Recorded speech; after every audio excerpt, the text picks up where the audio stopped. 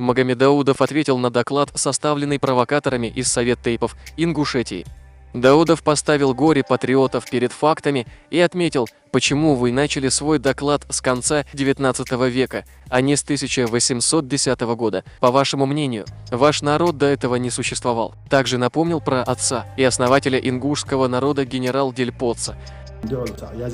Начните с 1810 года. Возникает резонный вопрос, почему с этой даты не начали составлять свои доклады. Когда мы напоминаем вам про эту дату, вы обижаетесь. Смотри сюда, если я дам вам ответ на ваш доклад, начиная с 1810 года, где вы в 5-м пункте написали: «Мы будем сражаться против чеченцев и будем снабжать царскую армию из ингушей в количестве до 1000 солдат».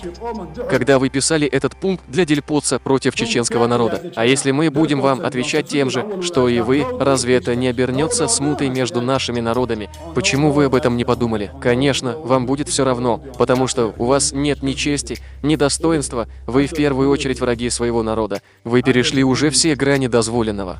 Закон принят, границы определены, как бы вы ни лаяли там, вы дальше болтовни не пойдете. Не оглядываясь назад, мы поставили в этом вопросе жирную точку. Тот, кто недоволен, пусть напишет свои мульки во все всемирные инстанции и попробует там доказать свою правду.